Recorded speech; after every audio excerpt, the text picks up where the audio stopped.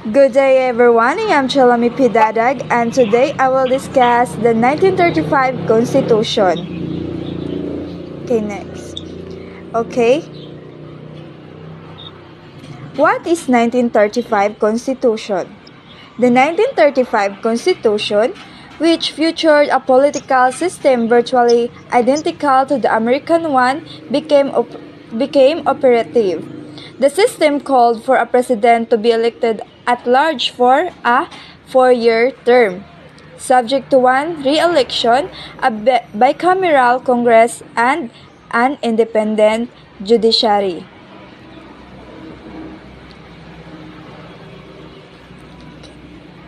Next is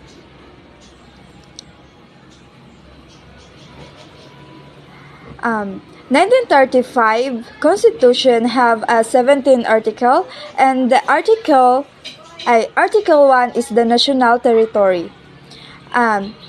Section 1 say that Section 1, no person shall be deprived of life, liberty, or property without due process of law, nor shall any person be denied the equal protection of the laws. Section 2 say private property shall not be taken for public use without for compensation. Okay, next.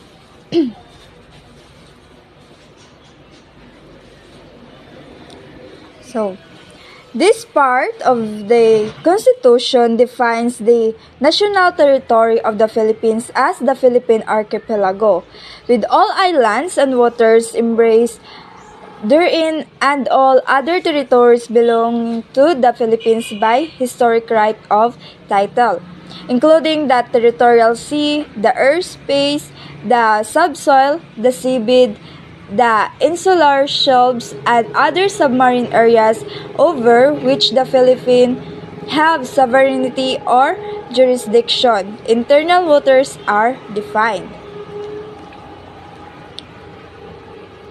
Okay, next is Article 2, the Declaration of Principles. Section 2 says that the Philippines renounces war as an instrument of national policy, adopts the generally accepted principles of international law as part of the law of the land, and adheres to the policy of peace, equality, justice, freedom, cooperation, and amity with all nations. Next is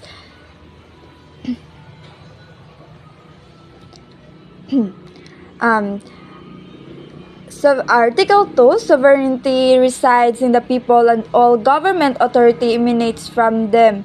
Section 2, the defense of the state is a prime duty of government, and in the fulfillment of this duty, all citizens may be required by law to render personal, military, or civil service.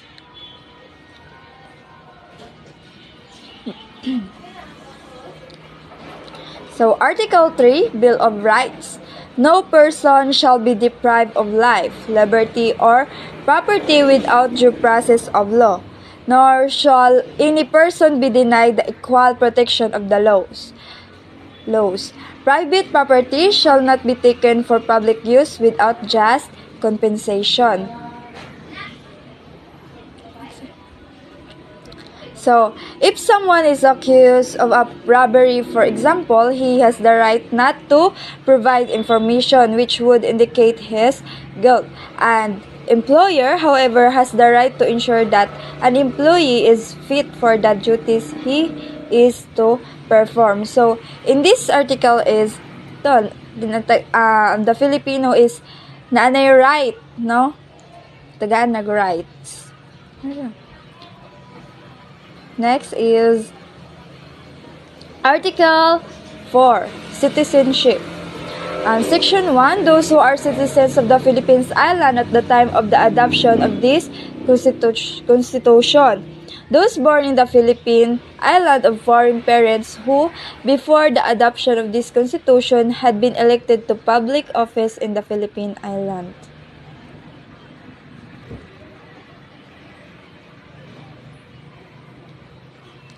So, Article 5, the suffrage. The National Assembly shall extend the right of the suffrage to women, if in a plebiscite which shall be held for that purpose within 2 years after the adoption of this Constitution, not less than 300,000 women possessing the necessary qualifications shall vote affirmatively on the question.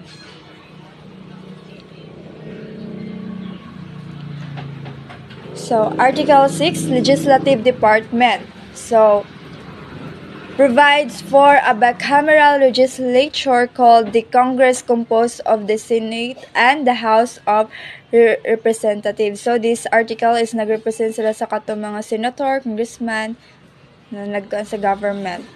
Next is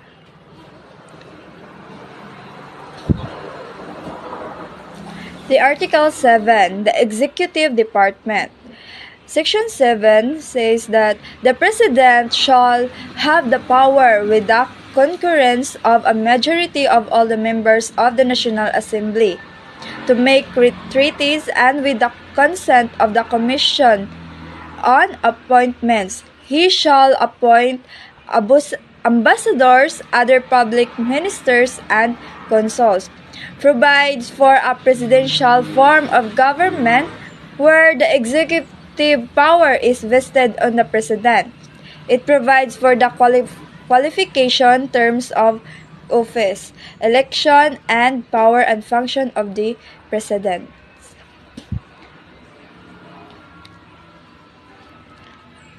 Next is the Judicial Department. According to Section 1, the judicial power shall be vested on one Supreme Court and in such inferior courts as may be established by law. All cases in which the constitutionality or validity of any treaty, law, ordinance, or executive order and regulation is in question. So, Article 9, the impeachment. The President, the Vice President, the Justices of the Supreme Court, and the Auditor General shall be removed from the office on impeachment for and conviction of culpable violation of the Constitution, treason, bribery, or other high crimes. In this article, the three branches of government is pwede to sila matanggal if na sila violation na mabuhat under the Constitution. So, next is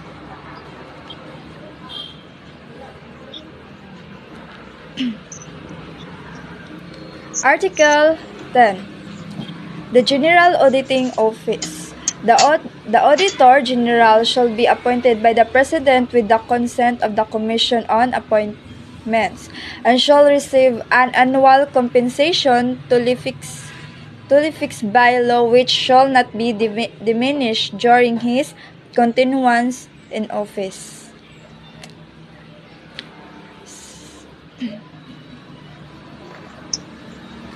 Article 11, Civil Service. Appointments in the civil service, except as the dues, which are policy determining, primarily confidential or highly technical in nature, shall be made only according to merit and fitness, to be determined as far as practicable by competitive examination. Next is Article 12, Conservation and Utilization of Natural Resources. According to Section 1, natural resources with the expectation of public agricultural land shall not be alienated and licensed, concession, or lease for the exploitation, development, or utilization of any of the natural resources shall be granted for a period exceeding 25 years, except as to water rights for irrigation, water supply, fisheries, or industrial uses other than the development of water power, in which cases beneficial use may be the measure and the limit of grant.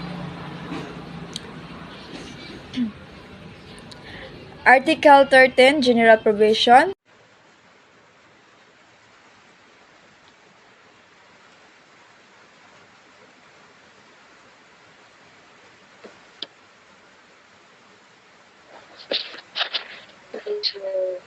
I will be discussing about the 1973 Constitution. So first off, let us first define what is a constitution. So a constitution is a set of rules how a country works. It is the most basic, fundamental, and supreme law of the land. So on September 21, 1972, President Ferdinand Marcos issued a proclamation number 1081 on September 21, 1972. Mali! Again. So, I will be discussing about the 1973 Constitution of the Philippines. So, let us first define what is a constitution. So, a constitution is a set of rules of how a country works. It is the most basic, fundamental, and supreme law of the land. So, on September 21, 1972, President Ferdinand Marcos issued Proclamation number 1081, placing the entire Philippines under martial law just before his last term. If I remembered right, his term lasted for almost like 20 years, if I'm not mistaken. Then, shortly thereafter, on November 30, 1972, the draft of the 1973 Constitution was formally approved on November 30 by the Constitutional Convention and submitted to the Citizens' Assembly for ratification. So, when we say ratification, it is when the state governments voted to approve the Constitution and it officially became the law. So, what is the purpose of ratification? It is informing the public of the provision of the proposed new government. So, on January 17, 1973, the Constitution of the 1973 had been ratified. An overwhelming majority of the people and had just become effective. So the 1973 Constitution of the Philippines was composed of a preamble and 17 articles, which provides for the shift from presidential to parliamentary system of government. So when we say parliamentary system of government, it means that it is a democratic governance. It means that the power of the government resides within its people and not only the president alone. So I will be discussing three articles in this constitution, which is the Article 1 National Territory, Article 3 Citizenship, Article 4 Bill of Rights. So let us go back to the preamble of the 1973 Constitution. So the preamble of the 1973 Constitution is, "We, the sovereign Filipino people, imploring the aid of divine providence, in order to establish a government that shall embody our ideals, promote the general welfare, conserve and develop the patrimony of our nation, and secure to ourselves and our posterity the blessings of democracy under a regime of justice, peace, liberty, and equality. Do ordain and promulgate this constitution." So a preamble is like um, an introduction to the whole constitution. But it does not mean that it requires for a constitution to have a preamble. It does not require a constitution to have a preamble at all. And then, now let us move on to the articles. First off, Article 1, the national territory, wherein in Section 1 it is stated that the national territory comprises the Philippine archipelago, with all the islands and waters embraced therein, and all other territories belonging to the Philippines by historic right or legal title, including the territorial sea, the airspace, the suboil, the seabed, the insular shelves, and the other submarine areas over which the Philippines has sovereignty or jurisdiction. The waters around, between, and connecting the islands of the archipelago, irrespective of their breadth and dimensions, form part of the internal waters of the Philippines. So, to better understand this national territory, let us break this down into pieces. First, let us discuss the three components of the national territory, which is the terrestrial domain, fluvial domain, and aerial domain. So when we say terrestrial domain, it refers to the land, whether agricultural lands, forests, or timber islands, mineral lands, and natural parks under the sovereignty or jurisdiction of the Philippines. So when we say fluvial domain, it is the internal and external waters under the sovereignty and jurisdiction of the Philippines. And lastly, the aerial domain, which refers to the airspace above the land and water, excluding the outer space that the Philippines has jurisdiction in. Now let us discuss the other areas included in the Philippine Archipelago.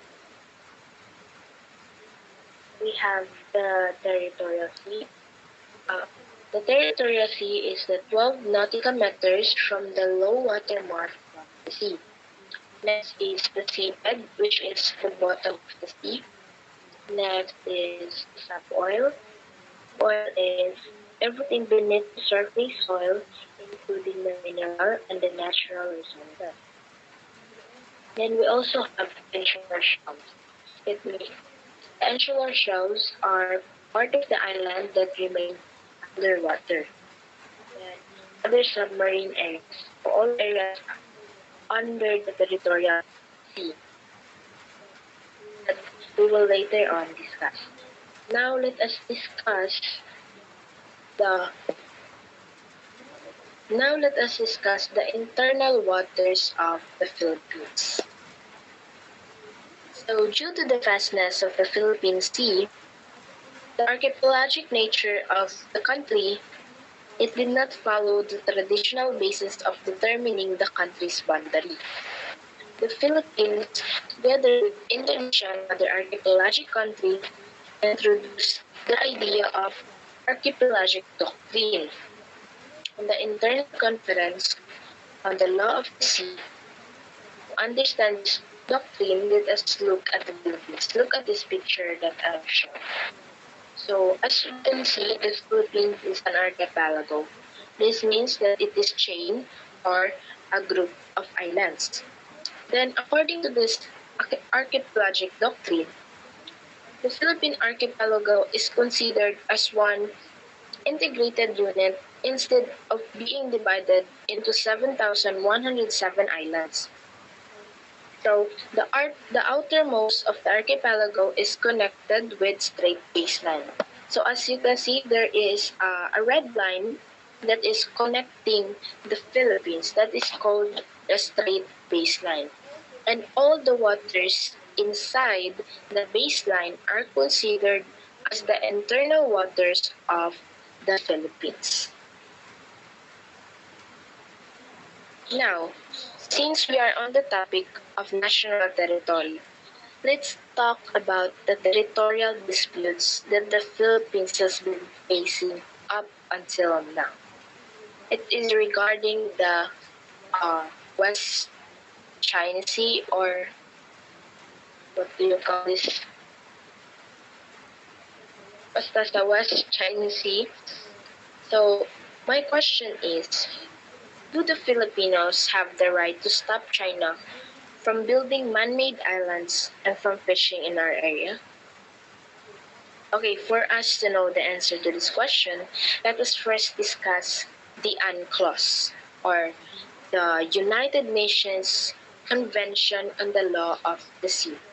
So, this is a constitution for the world's oceans and seas. So under the UNCLOS, we have different imaginary lines or maritime zone to determine a country's maritime territory. So let's discuss these maritime zones one by one.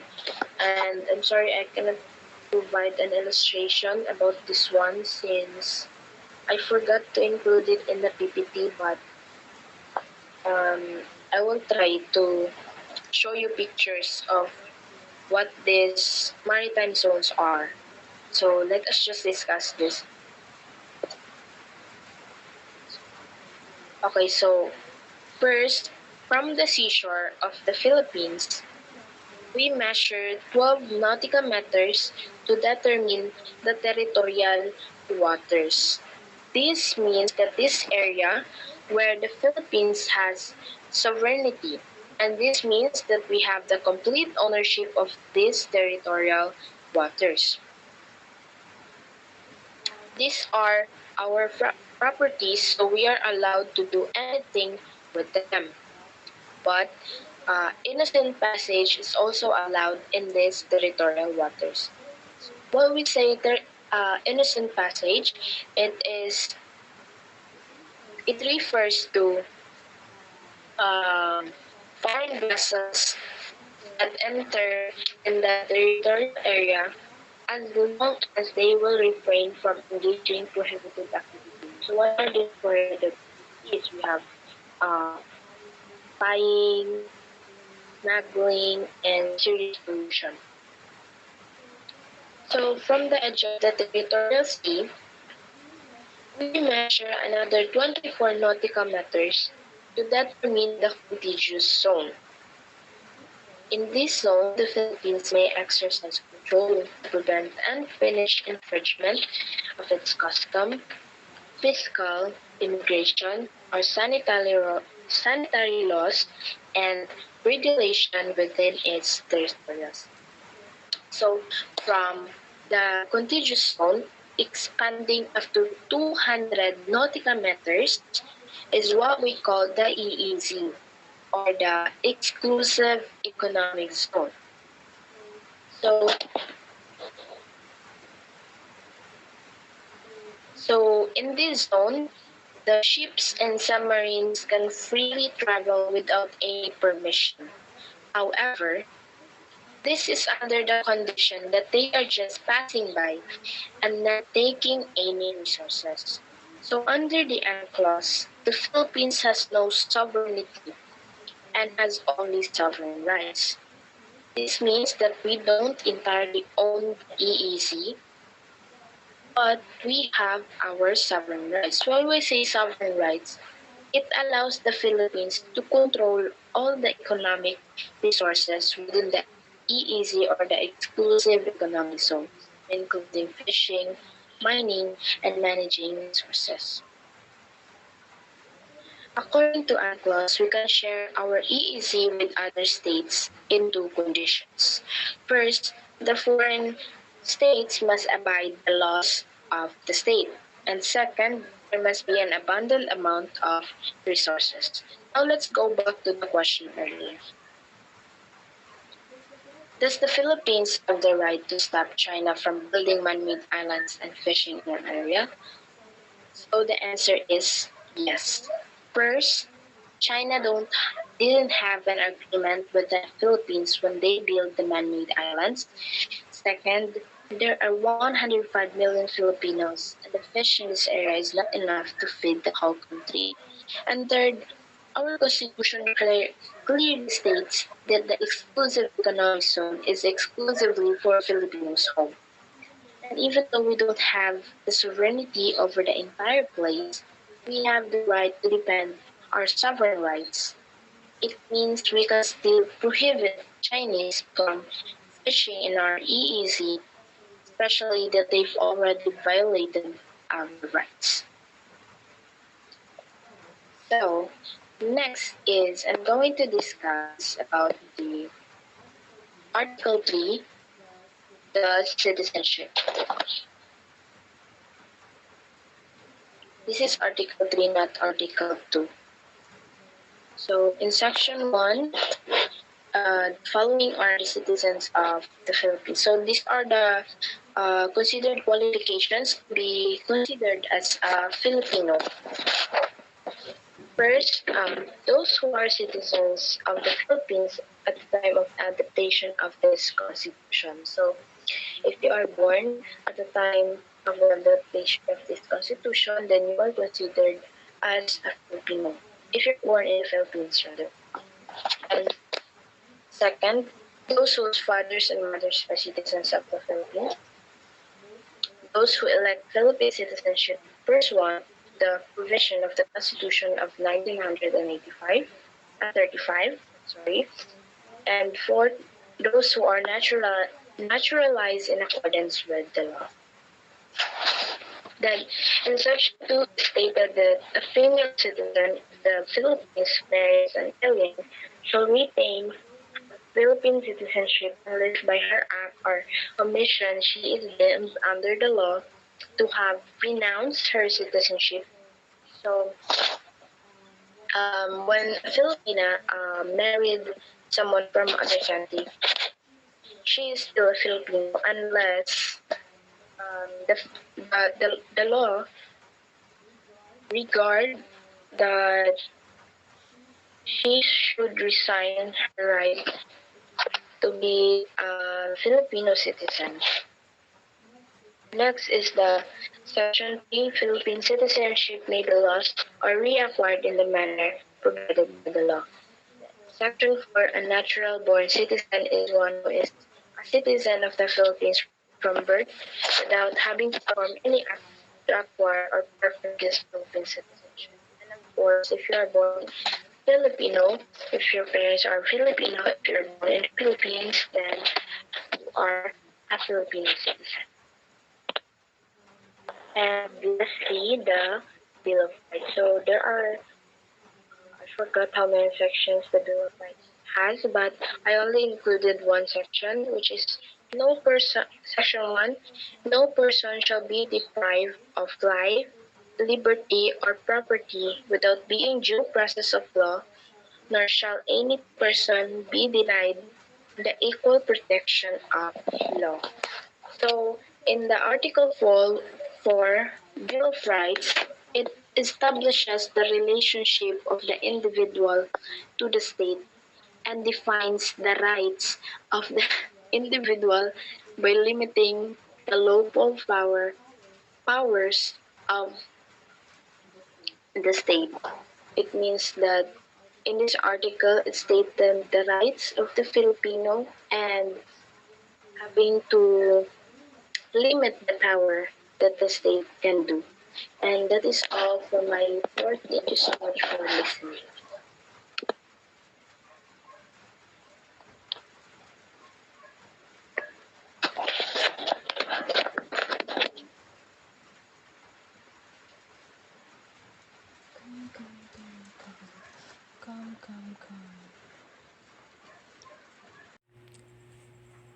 So, good morning everyone. My name is Angela Amperos and I'll be the one to continue the discussion of 1973 Philippine Constitution.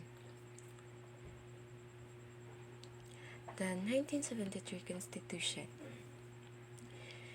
It has a preamble and 17 article. The preamble is we, the sovereign Filipino people, imploring the aid of divine providence in order to establish a government that shall embody our ideals, promote the general welfare, conserve and develop the patrimony of our nation, and secure to ourselves our posterity and the blessing of democracy under a game of justice, peace, liberty, and equality. The ordain and promulgate this constitution. So let's jump into chapter or Article 5. Article 5. Duties and obligation of citizens. Section 1. It shall be the duty of the citizen to be loyal to the Republic and to honor the Philippine flag, to defend the state and contribute to its development and welfare, to uphold the Constitution and obey the law, to cooperate with the duly constituted authorities in attainment and preservation of just and orderly society. So, as a Filipino citizen, we are obligated to exercise our duties and obligation in our country, and one of it is to honor our flag as well as our national item because it is a sign of respect not only to our state, not only to our flag, but to all people behind our independence during the colonial to the coloniers. Section 2. The rights of the individual imposed upon him to him the correlative duty to exercise them responsibly and with due regards for the rights of others.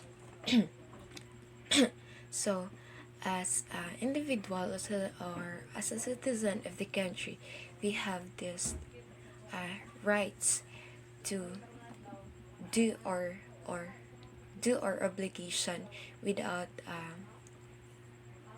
inaapakan yung rights ng ibang tao. Ginagawa natin yung obligation natin as a Filipino citizen without any taong naaapakan. It shall be the duty of the citizen to engage in gainful work to ensure himself and his family to a life worthy of human dignity. So, not only our obligation is not only to serve the states, but only our also family. We are obligated to do our duty as a member of our family, as a father, as a mother. We should do our duty to provide magandang buhay para sa ating pamilya. We need to work in order to give our children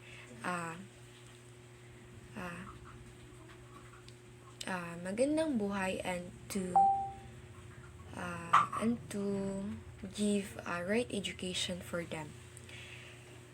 It shall be Section 4. It shall be the obligation of every citizen to qualify to vote, to register and cast his vote. So, one also of our very most important duties and obligation as a citizen of the country or the Philippines is to cast our vote in order to select a president or a leader that might help our country or the development of our country and lead us to good state.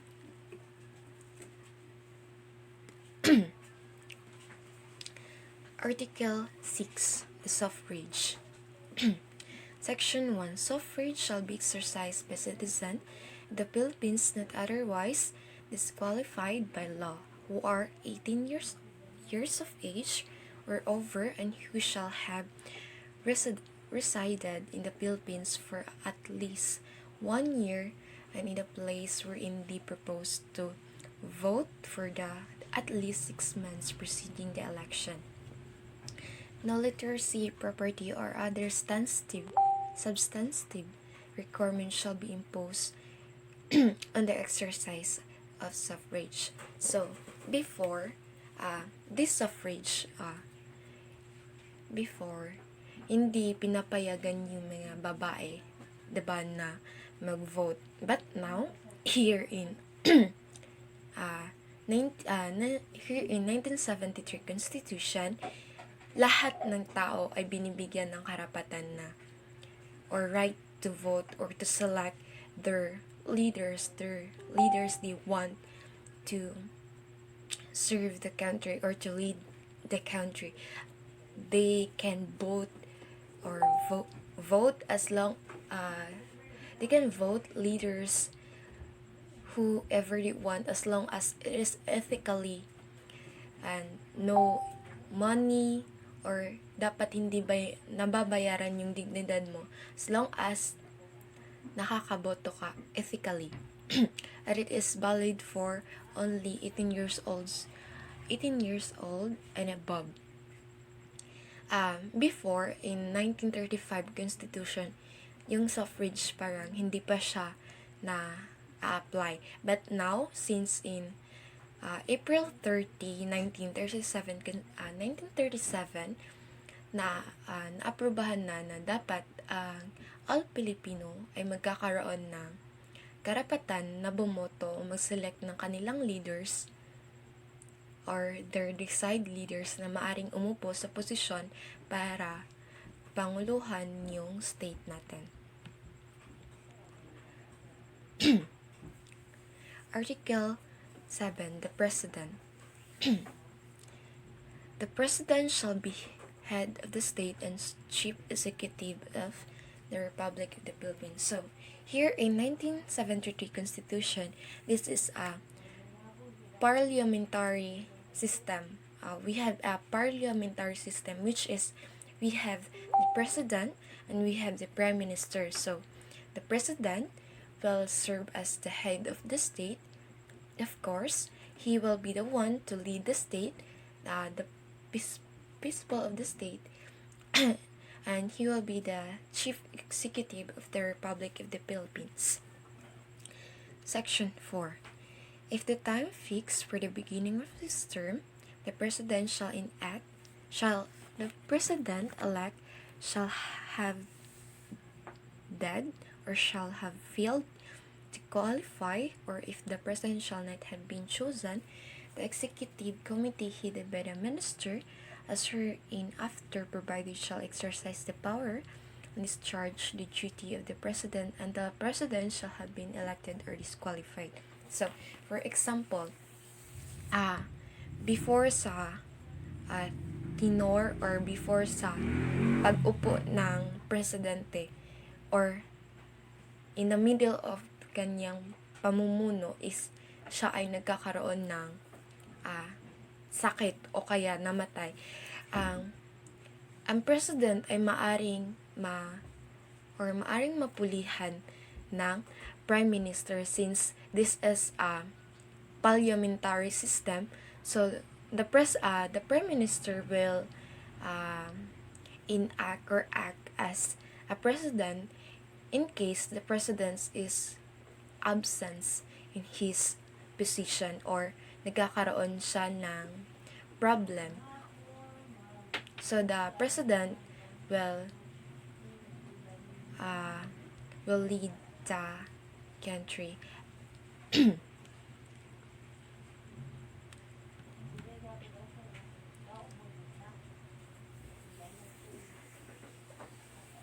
Article 8, Batasang Pambansa. So, in Section 1, the legislative power shall be vested in Batasang Pambansa.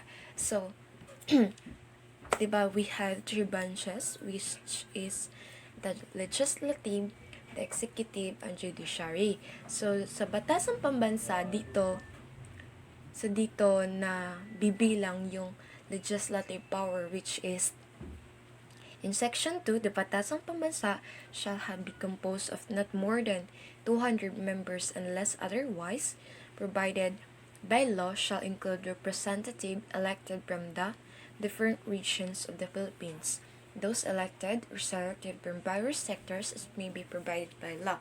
So now, diba, we have a bicameral legislative, which is the Senate and the House Representatives. So here in 1973 Constitution, we have only the representative, which is the legislative composed only 200 members, unless it is provided by law. But it only no Senate.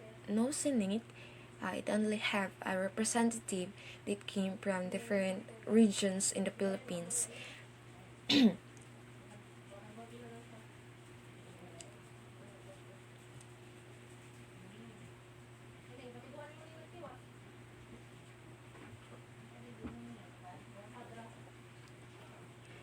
Five.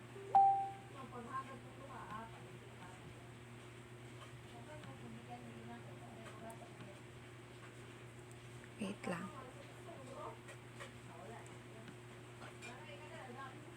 So,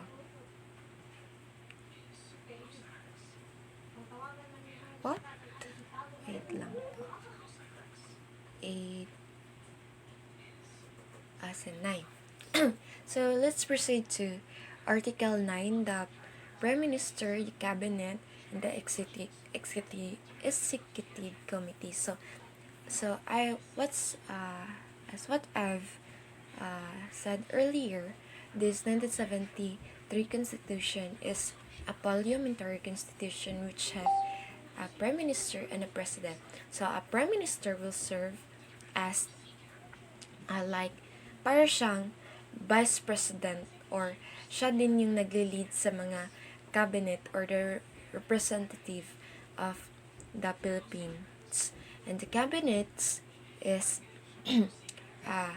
include the representatives of the representatives that came from various region or different region in the Philippines. And the executive committee, which is led by the president and the half of representatives of in batasang pambansa. At least half of the representatives of batasang pambansa. So in section 1, there shall be a cabinet which shall be composed of minister with or without portfolio appointed by president. Section 2, the Prime Minister and the Cabinet shall be responsible of batasang pambansa for the program of the government approved by the President. So, the Prime Minister will be the one to lead the Cabinet and responsible in various programs na kailangan i-execute or na-aprobahan ng Presidente. There shall be an executive committee to be designed by the President, composed of Prime Minister as a chairman and not more than 14 other members, at least half of whom shall be member of Batasang Pambansa.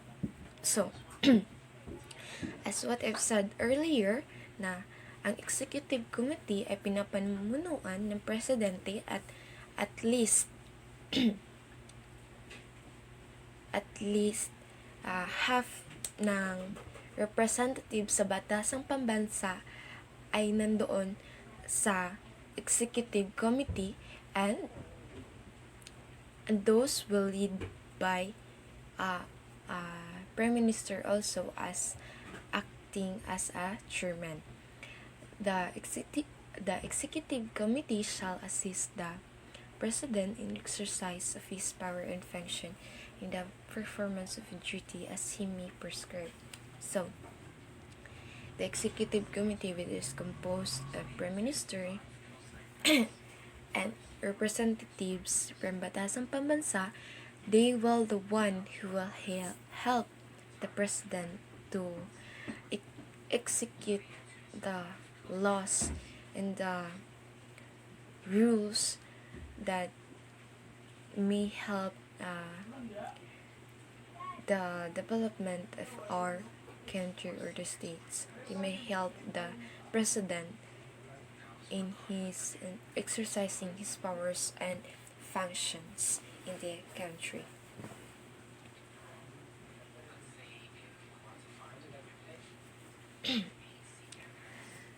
So, in section 10, the judiciary, as what I've said earlier, na we have three branches sa ating government, which is legislative, judiciary, and executive.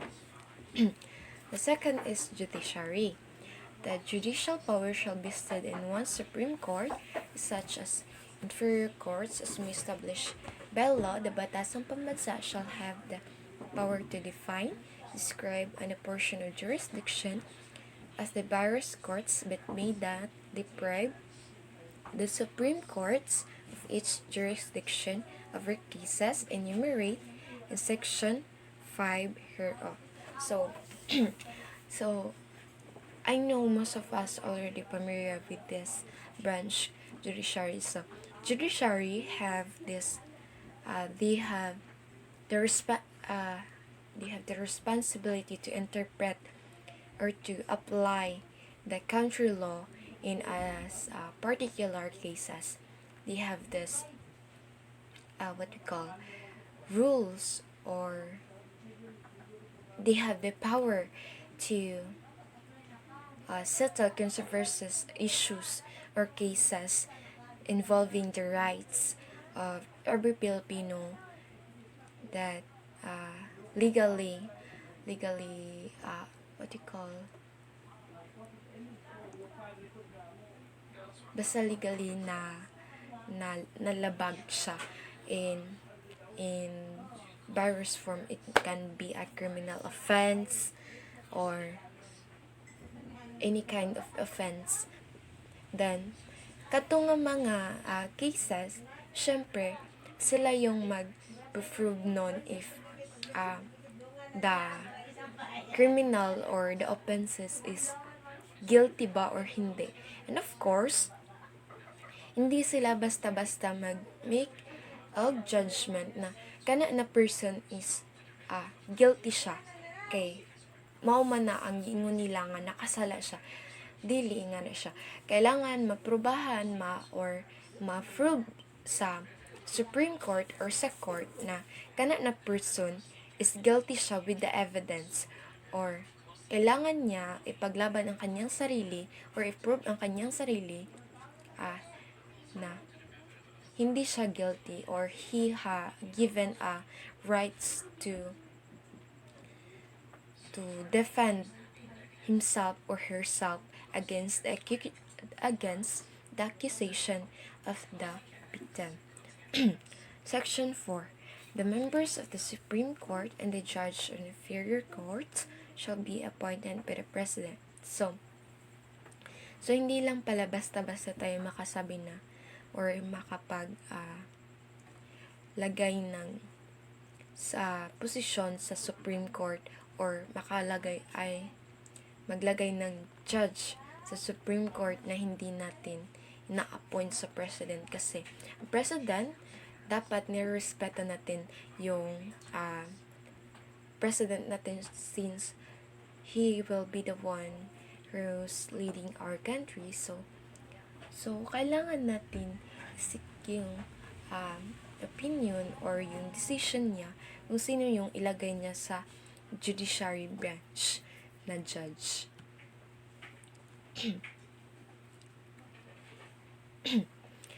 Article 11. The local government. So, in Section 1, the territorial and political subdivision of the Philippines are the province, cities, municipalities, and various. I know most of us already know this local government, since sila yung namumuno sa atin sa mga localities natin. They will be the one executing, or sila yung naghahati ng serbisyo sa atin sa mga localities natin, which is part of kanilang siniserbisyohan is ang ating mga various provinces, cities, municipalities, and barrios in the Philippines. So, written in the Section 2, the Batasang Pambansa shall enact a local government code, which may not thereafter be amended except by a majority vote of its member, defining a more responsive, accountable local government structure with an effective system, or recall allocating among the different local government units their power, responsibilities, and resources. So, the local government have local government code, which is also known as Republic Act 7060 of 1991 Constitution, and Republic Act 7060 of 1991 na nagsasaad doon na transfer or nilalagay sa local government ang lahat ng responsibilities sa pagde-deliver ng mga services in various areas and regions, in provinces, cities, and municipalities and parishes na sila yung magdadala ng mga services or sila yung mag-a-address ng different problems sa ating localities.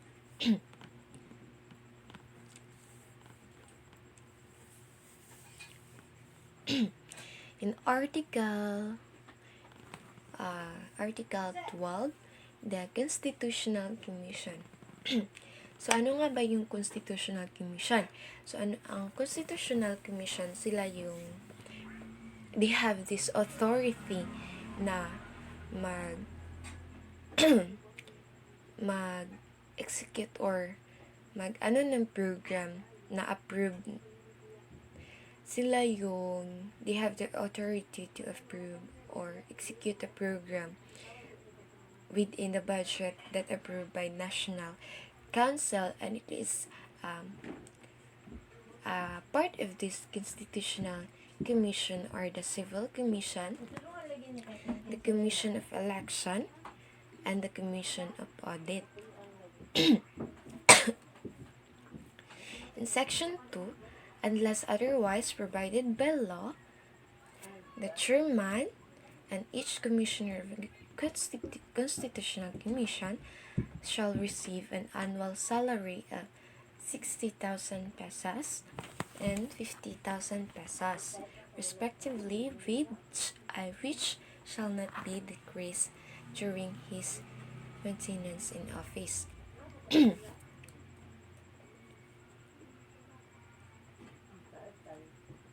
At so, here, ang isa sa parte sa Constitutional Commission na ito ay yung Civil Service Commission.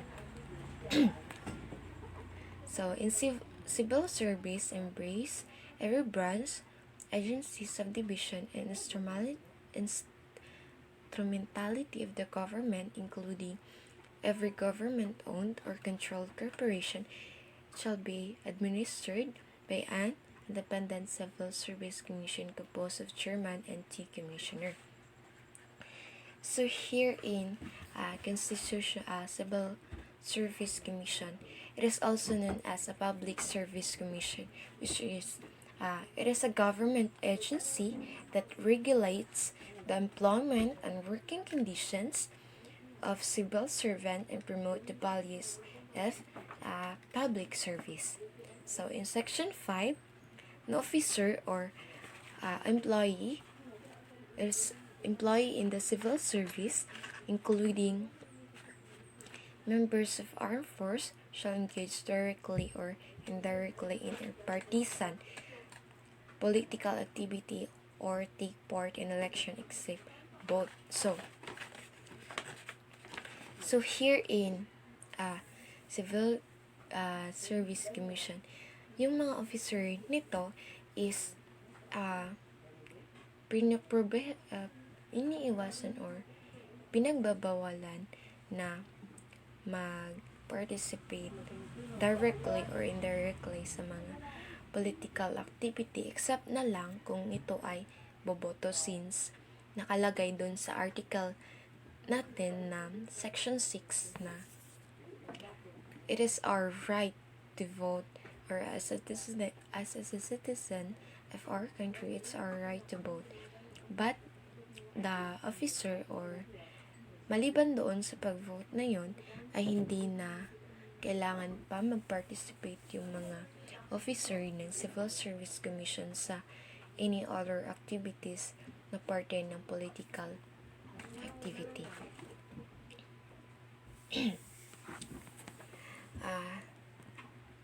One of the part of the Constitutional Commission also is the Commission of Election. In Section 1, there shall be independent commission of election composed of chairman and 8 commissioner, shall be natural-born citizen of the Philippines at the time of their appointment, at least 35 years of age, and holder of a college degree. However, a majority thereof, including the chairman, shall be member of the Philippine Bar, have been engaged in the practice of law for the at least 10 years. So, kagaya ng mga other government officials, president, prime minister, from Philippine representatives, um, judges, ang election officers also is kailangan natural born Filipino, since sino ba naman ang dapat na mamumuno sa atin o mag-lead ng ating bansa, di ba? Tayo-tayo lamang dapat. No foreign affairs or any alien na galing sa ibang bansa ang pwedeng humawak ng kung anong posisyon sa ating government, since it's our nation, it's our states, so we shall be the one to maggawa ng responsibility or mag-hold ng position sa ating government. So, the Commission of Election is also known as the COMELEC, diba? Sila yung nagsiserve as our guardians sa mga ballot natin. They are tasked to enforce, administer all the law and regulation concerning the conduct of regular and special election. They are ensuring that nagkakaroon ng free, peace, and honest and without any biased election sa pag-select ng ating mga pangulo or mamumuno or mga leaders sa ating state or sa ating bansa. So, the Constitutional Commission, the Constitutional Commission also have a commission of audit. In Section 1, there shall be an independent commission, the audit composed of chairman and 2 commissioners. The chairman and the commissioners shall be appointed by the President for a term of 7 years without reappointment of the commissioners first appointed. One shall be held in office for 7 years, another for 5 years, and the third for 3 years. Appointment to any vacancy shall be only for an expired portion the term of the predecessor. So, kagaya ng COMELEC and civil service ay yung Commission of Audit ay may requirements din siya. If maging officer ka ng Commission of Audit, kailangan sakto imong edad na pasok sa kanilang kinakailangan, with also a college degree, and of course na kailangan magkakaroon ka na mayroon kang kaalaman sa pag-hold ng position, and also you should a natural born Filipino, since kagaya ng sabi ko kanina, dapat yung mag-hold ng position or any position sa government is kailangan natural born Filipino, not foreign or alien.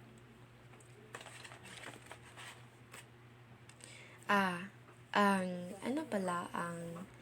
trabaho ng Commission of Audit or COA is they are the one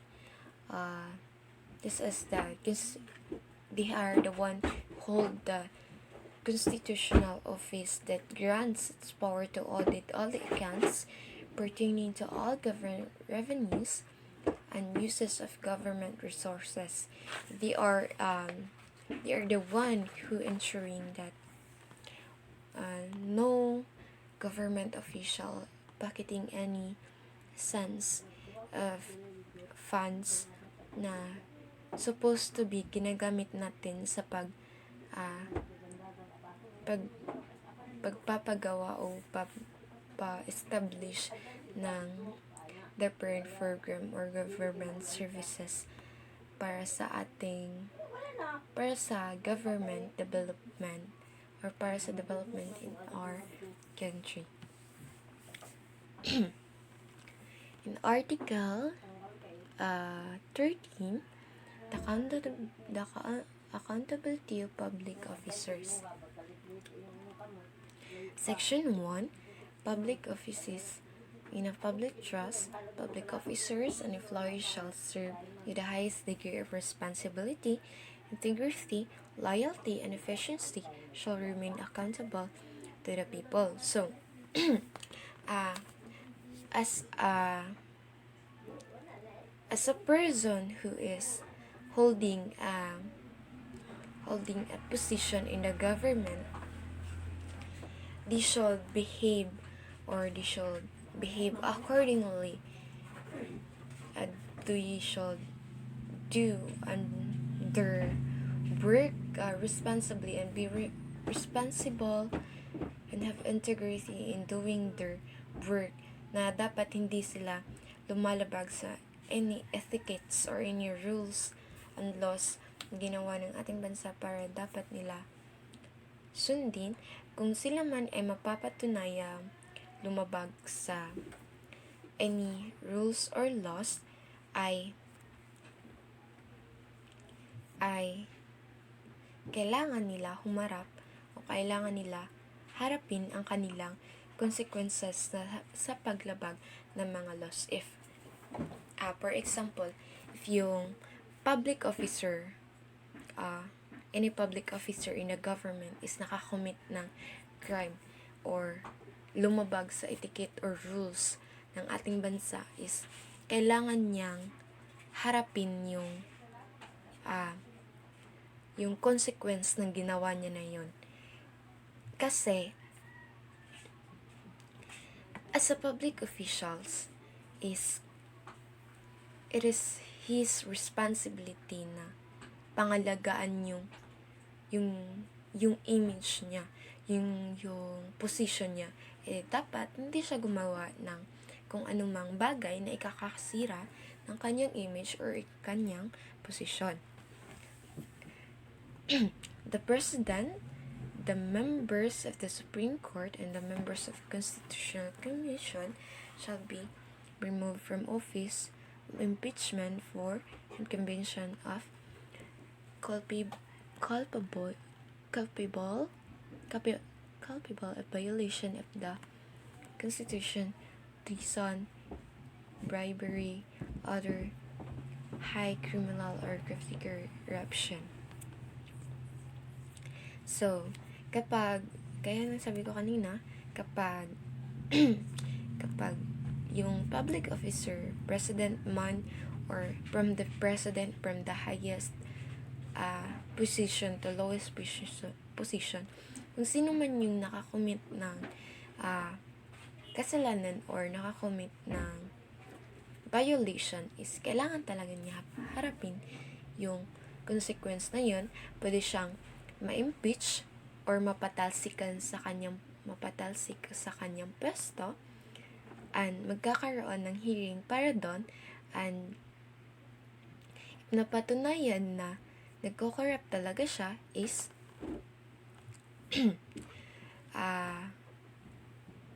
magkakaroon, ang tawag doon, parang makukulong siya dahil sa ginawa niya yun, and it is lifetime na pagkakulong, dahil nakasaad dito sa 1973 Constitution na if you commit any form of crime, is ang kapalit niyon ay reclusion perpetua or lifetime imprisonment, or ang tawag doon yung parang death penalty, parang ganun.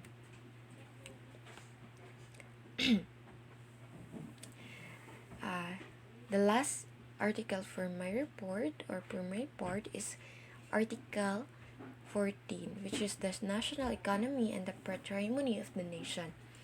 In Section 1, nabatasang pamansya shall establish a National Economic and Development Authority to be held by the President. So,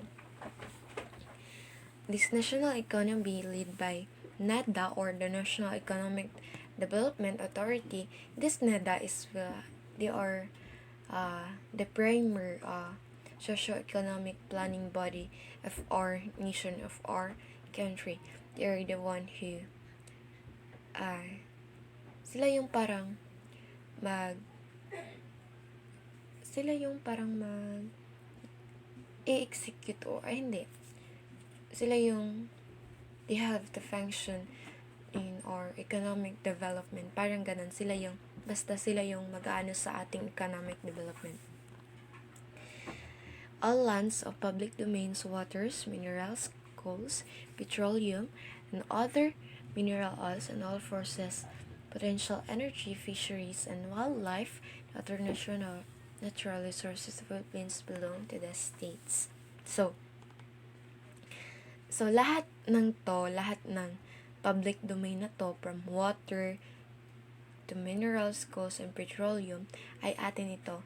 Hindi pwedeng kunin ng ibang tao, ay ibang bansa sa atin, because it is part of our national territory. It is part of our states.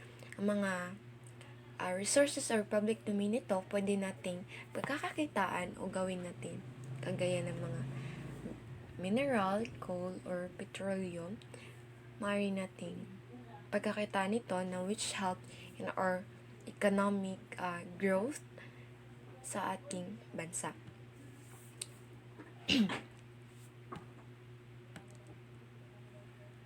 May also dito sa National Economic and Patrimony of the Nation.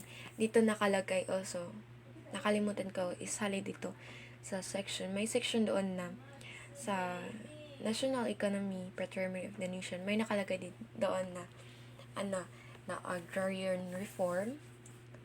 Basta yun, agrarian reform, which is, di ba, from the previous reporter, na ang agrarian reform is also known as Republic Act 5567 million, or 6657, Republic Act 6657, na kung saan lahat ng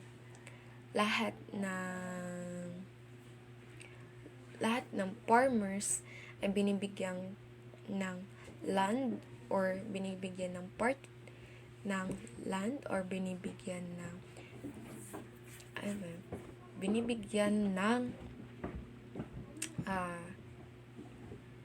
part sa land para kanilang sakahin, para magkakaroon sila ng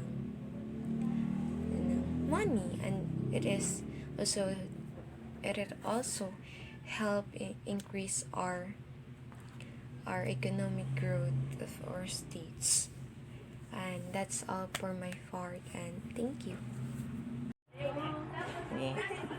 Okay na siya, Day. So, good afternoon, everyone. I am the continuation of the Article 1973. So, my topic is Article 15 to Article 17. So, let us first tackle the Article 15, which talks about the general provision. So, the Section 1, the flag of the Philippines shall be red, white, and blue, with the sun and 3 stars as consecrated and honored by the people and recognized by law. So, the first section in the general provision is just simply saying that the flag, our Philippine flag should be reflected to us, the citizens of the Philippines.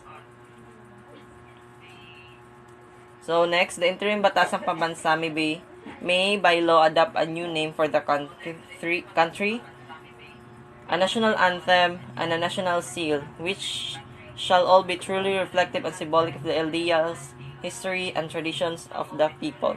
So I already said earlier that the Philippine flag should be reflected upon the citizens of the Philippines about its ideals, history, and traditions of the people. Thereafter, the national name, anthem, and seal so adopted shall not be subject to change except by constitutional amendment. So, the interim pambansa will be the one who will be decide this if there are any constitutional amendments or change in the legislation about the name for the country and our national anthems. So let us go to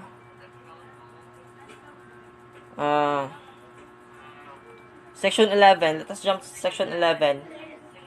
The state shall consider the customs, traditions, beliefs,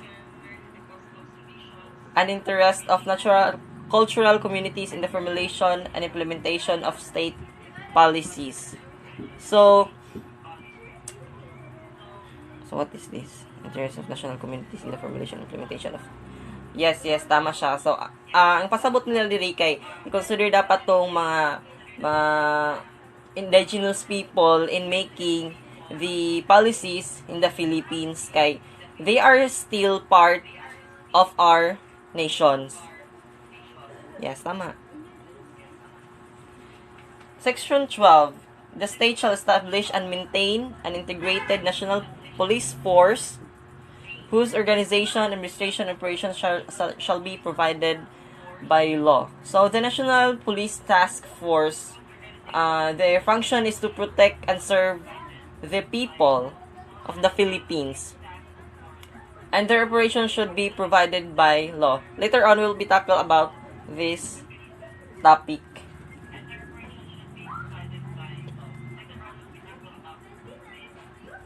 Next. Article 16, which is the changes that happened in the 1973 Constitution. Section 1. Any amendment to or revision of this Constitution may be proposed by the Batasang Pambansa upon a vote of 3/4 of all its members or by a constitutional convention. So, these amendments would only happen if there are they see something that should be changed to adapt to the new era. For example, diba sa una walay rights for women, but then there are many mga aklas, then motong na mga nahitabo na mga movements, mga feminism movements, then they should in that kind of situation, there should be amendments regarding to the law of the Philippines. Yes, tama. Section 2.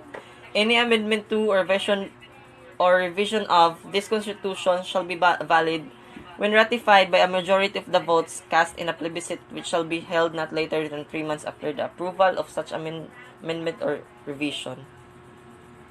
Article 17.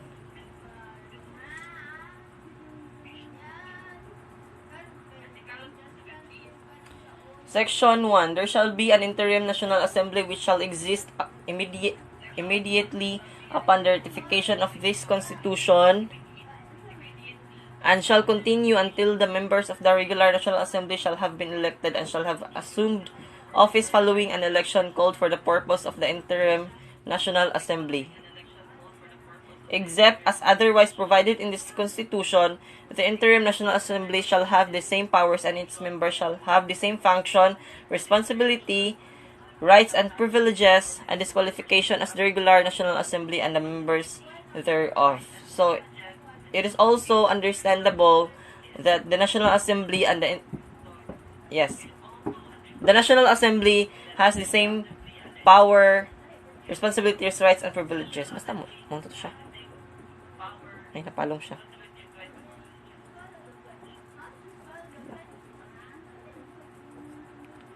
Transitor,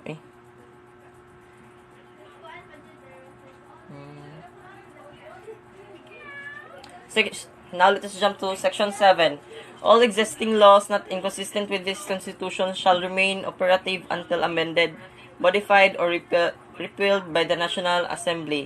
So, ang sa section 7 is bisan pag mo yung kanang kibali na anay changes sa 1973 nga kanang nga constitution, but then na ay isa ka law nga wala na bag-o, it still mag-remain gihapon na siya nga operative. Maliban na lang kung hilabtan na siya nga certain law by the Congress. Yes, tama.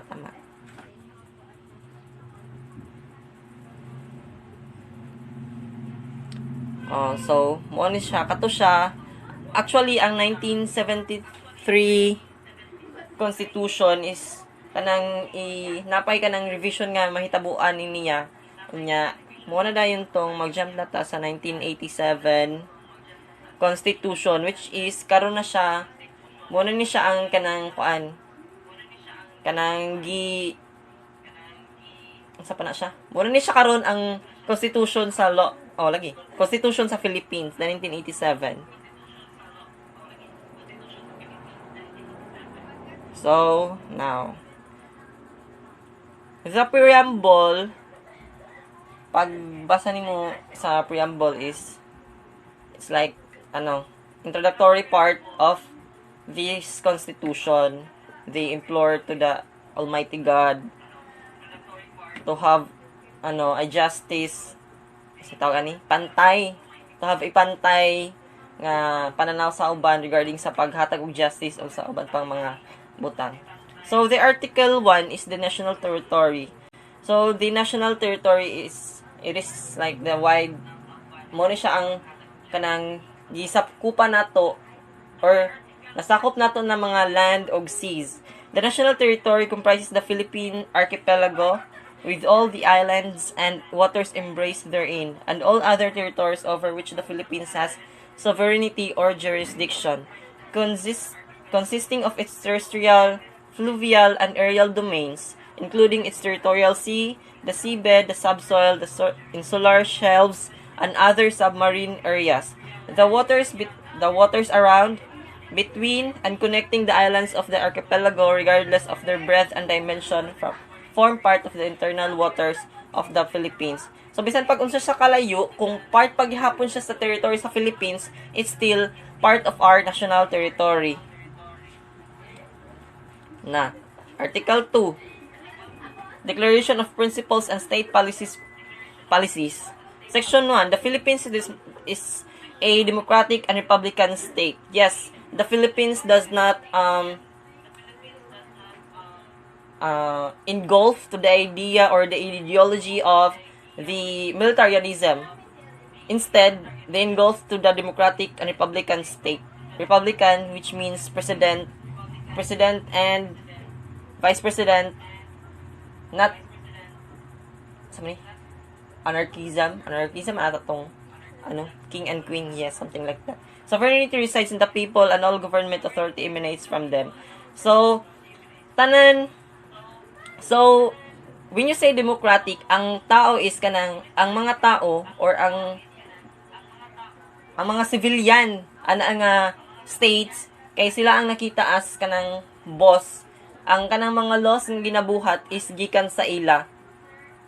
Section 2, the Philippines renounces war as an instrument of national policy, adapts the general accepted principles of international law as part of the law of the land, and adheres to the policy of peace, equality, justice, freedom, cooperation, and amity with all nations. So yes, the Philippines also holds to the principles of international law. I guess these international law are the UDHR or Universal Declaration of the Human Rights. Yes. Civilian authority is at all times supreme over the militaries, because as I've said earlier, we do not engulf to the idea of the militariat.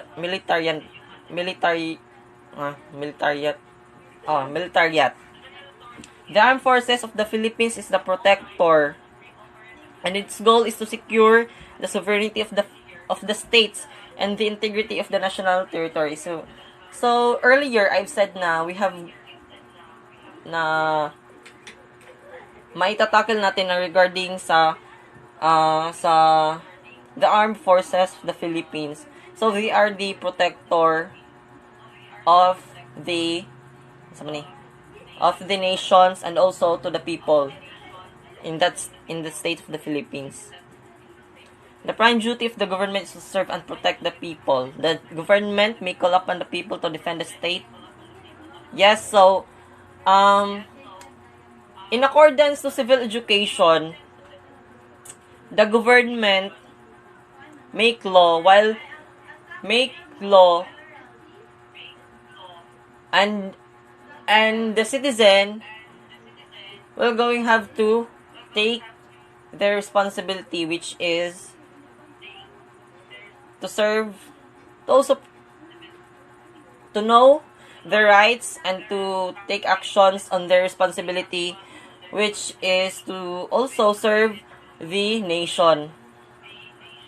The maintenance of peace and order, the protection of life, liberty and property, and the promotion of the general welfare are essential for the enjoyment by all the people of the blessings of democracy. Yes, because the Philippines is a democratic country, so we are free. We have the freedom. Instead, we have the liberty. Pero syempre, nabo na siya limitation nga kanang freedom. We have the protection of life and property. The separation of church and state shall be inviolable. The state shall pursue an independent foreign policy in its relations with other states.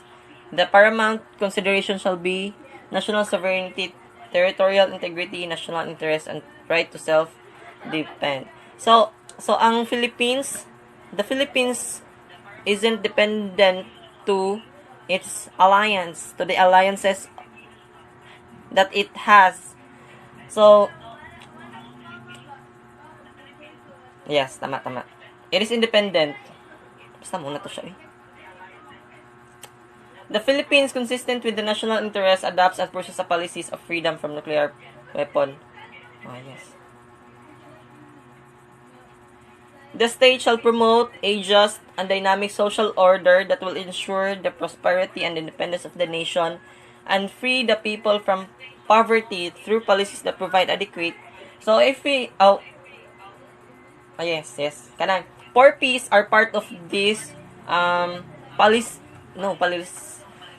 legislations and basta manto siya.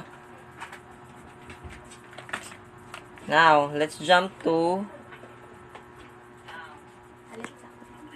dili na ko siya isa-isa kay kuan daghan kaayo siya mabuang tanin isa-isa ta nato ni. Yes.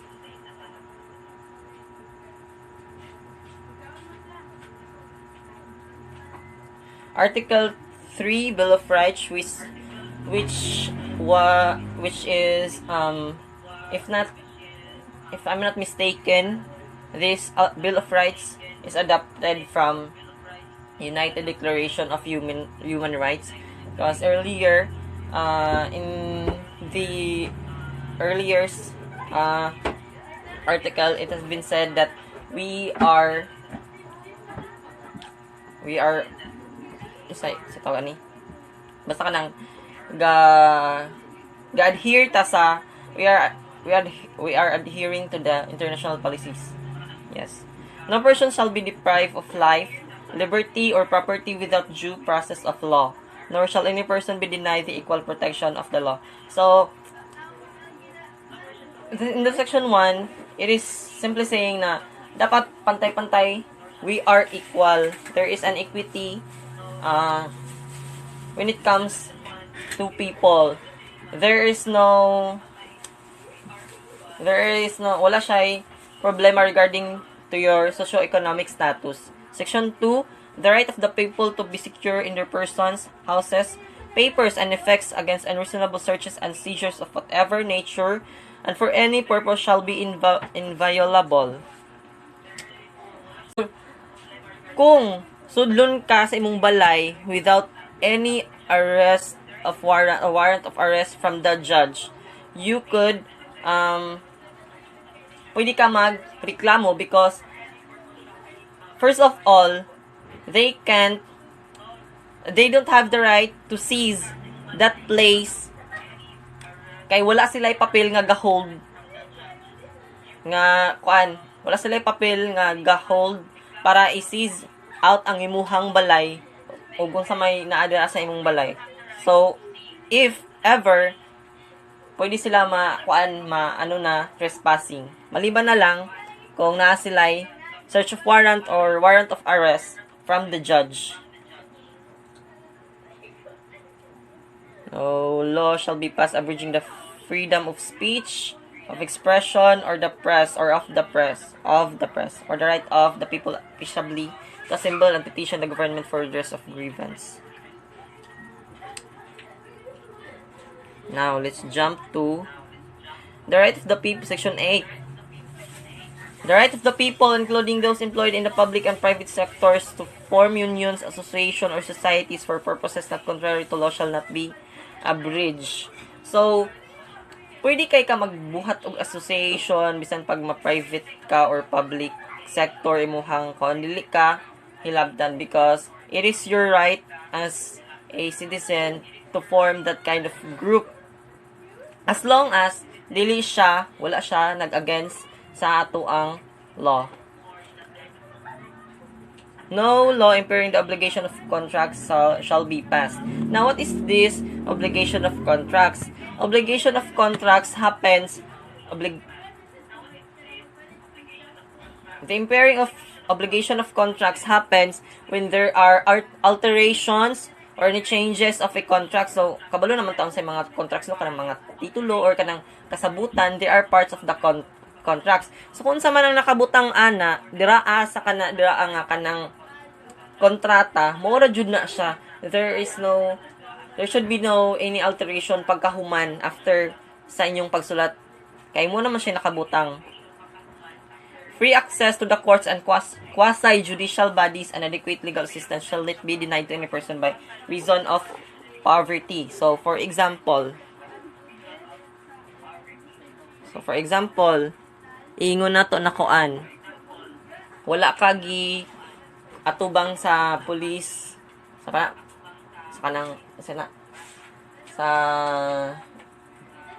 presentuhan kay nagpa-file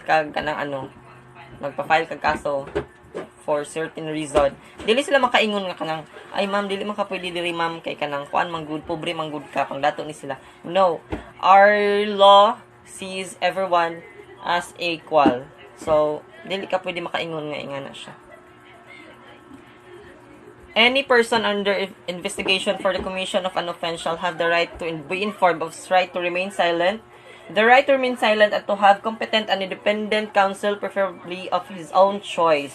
If the person cannot afford the services of counsel, he must be provided with one. This right is called the Miranda rights. This is Miranda right. Yes. These rights cannot be waived except in writing and in the presence of counsel. So, mawala lang ni siya or mapawalang bisa lang ni siya pag ang tao mismo ang nag-ingon nga kanang dili siya magpakuan, di siya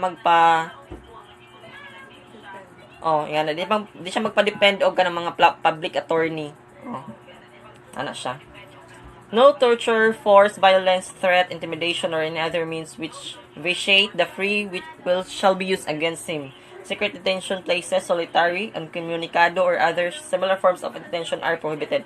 So, bawal na mga torture, ayan, basta mga violente nga mga buluhaton inside the prison, or mga threat. Any confession or admission obtained in violation of this or Section 17 hereof will be inadmissible in evidence against him. So, ato lang ning itakal on niya. So, next.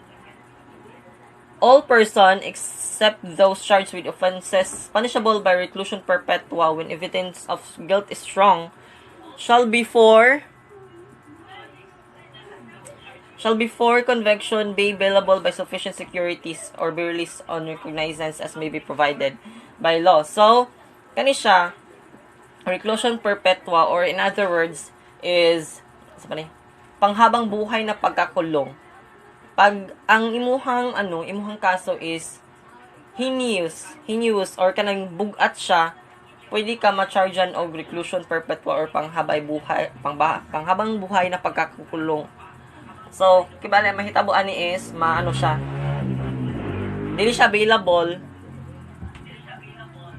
Means kanang dili siya murag mabayaran o mapensahan o yan na.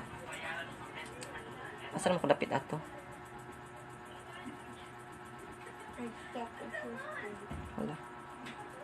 Dili na ko dito sa citizenship.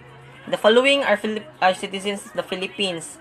Those who are citizens of the Philippines at the time of the adoption of this constitution, those whose father or mother are citizens of the Philippines, those born before January 17, 1973 of Filipino mothers who elect Philippine citizenship upon reaching the age of majority, and those who are naturalized. Naturalized is kanang diri ana jud sila panganak sa Pilipinas during sa kaning ani nga time sa 1987 Constitution.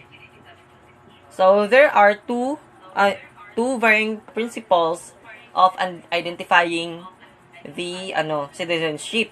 First one is the jus sanguinis and the jus civili. And I guess the Philippines only adhere to the right of blood, I guess. Or jus civili ba, jus sanguinis. Basta isend na ako ang link. Suffrage may be exercised by all citizens of the Philippines. Basta ang suffrage is, Article 5, suffrage is your right to vote. Walay mag-vote sa imo kung dili ka maboto or kuan, dili. Basta, ang importante is kanang we have all the right to vote kung kinsa atong gusto. The Congress shall provide a system for securing the secrecy and sanctity of the ballot as well as a system for absentee voting by qualified Filipinos abroad. So, para sa katong, di ba, will know na yung mga PWD, syempre, PWDs o uban pa dira, mga kuan, naapoy, lahi nga, nag-design po daw kanang lahi nga procedure ang kuan, ang uban, ang Congress ani sa ila, para kanang makuan bitaw sila without assistance sa ubang tao. Article 6, 6 lagi, Legislative Department. The Legislative Department is sila ang mga senators, sila ang kanang legislators or tigbuhat, simply lawmakers in layman's term. Charo, pamukasabot. The legislative power shall be vested in the Congress of the Philippines, which shall consist of a Senate and a House of Representatives, except to the extent reserved to the people by the provision on initiative and referendum. So the Philippine Senate is composed of 24 senators, syempre elected and voted by the voters of the Philippines. No person shall be a senator unless he is a natural born citizen of the Philippines, and on the day of the election is at least 35 years of age, able to read and write, a registered voter, and a resident of the Philippines. So, diba?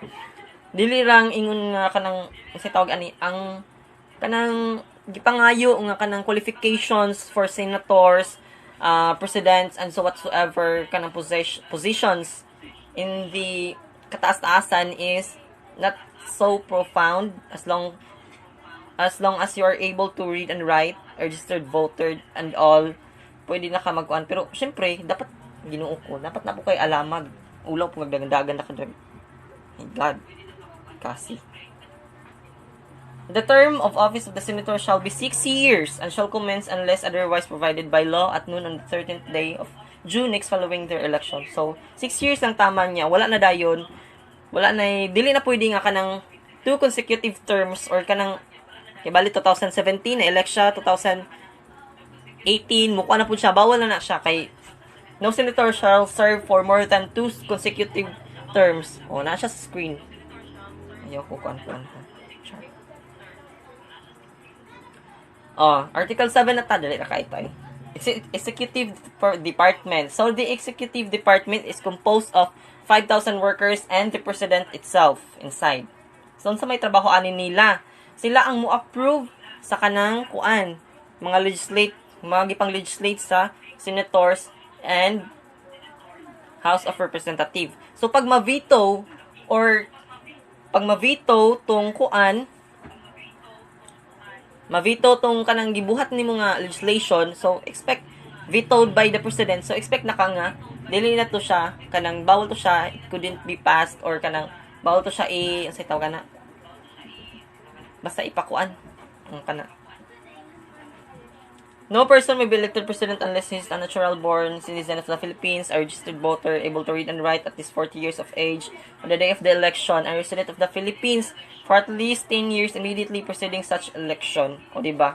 So, wala na yung nag-ingon dito nga qualification na dapat abogado ka or something. Pero dapat na po kayo maabot kay, syempre, di ba, basta-basta ning nga trabaho ka. The president may be appointed as member of the cabinet. Oh, dapat kani siya wala din na siya kinahanglan og confirmation sa uban kay nakasaad na jud ni siya. The president and vice president shall be elected by direct vote of the people for a term of 6 years, which shall begin at noon on the 13th day of June, next following the day of the election, and shall end at the noon of the same date 6 years thereafter. So basig magkuan mo ha, maghuna-huna mo ang 6 years is one term na siya. So pag kanang in the next bawal na siya ang president, bawal na siya magkuan og kanang consecutive terms. What do you mean by consecutive? Kanang bal 2017 6 years. Niya pagka 2018 magkuha na pud siya. No, that's wrong. No, you're wrong. Very wrong.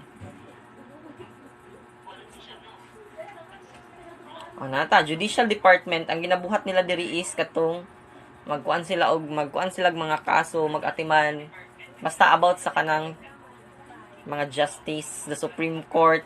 The judicial power shall be vested in one Supreme Court and in such lower courts as may be established by law. So, ang pinakadako jud nga kanang kuan is ang kanang basta kadak tapos anay kay kuan ang pinakataas is ang Supreme Court. Judicial power includes the duty of the Court of Justice to settle actual controversies involving rights which are legally demandable and enforceable, and note and to determine whether or not there has been a grave abuse of discretion amounting to lack or excess of jurisdiction on the part of any branch or instrumentality of the government.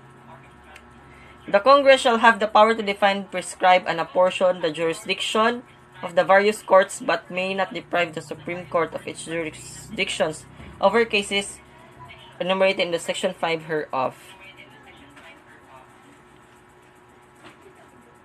So, diri. Ang Supreme Court is composed of Chief Justice and 14 Associate Justices. It may sit in bank. An in bank is a French word which means to the bench man ata ni siya. In its discretion in divisions of 3, 5, or 7 members. So, kibali kung gusto mo mag-ingon ka ng gusto na idungag, ilahan ng buhatan o kanang in-bank hearing. All cases involving the constitutionality of a treaty, international or executive agreement, or law which shall be heard by the Supreme Court in bank, and all other cases which, under the rules of court, are required to be heard in bank.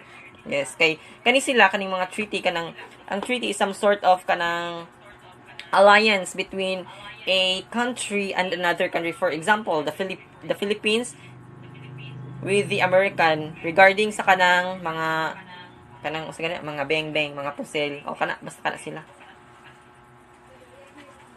sila nga kanang treaties kanang basta mo partnership between the country and another country. Nga na ang treaties. The Supreme Court shall have the following powers: exercise original jurisdiction over cases affecting ambassadors, other public ministers and consuls, and over petitions for certiorari, prohibitions, mandamus, quo warranto, and habeas corpus. The habeas corpus means to bring the body. So, kung it is the right of the person nga kanang i-defend yun niya iyang kaugalingon. Whatever it is nga case. Dili pwede nga kulong na ka dito kay criminal ka, halata na kayo. No, that's wrong. Very, very wrong. We have the right to bring the body and to defend ourselves, to see the testimony the witnesses, I mean, witnesses and all the procedure of our hearing. Review, revise, reverse, modify, or affirm on appeal or certiorari as the law of the rules of court may provide final judgment and orders of lower courts in. So, kung unsay binuhatan ni Supreme Court, the same lang sa lower. Na siya ka ng pre-trial, na basta kalimut ko anong sulod sa second trial, niya, kung yun, kanang third trial, which is the grand trial. So, diraan na magkakuanan kung kibali ako, na ako'y nabuhat, guilty ba ko or not. Yes, I have the right of all of that, nga kanang mga butang. Appoints all officials and employees of the judiciary in accordance with the Civil Service Law. Section 6, the Supreme Court shall have administrative supervisions over all courts and the personnel thereof. So that's all for my report. Thank you for your cooperations and everything. Thank you.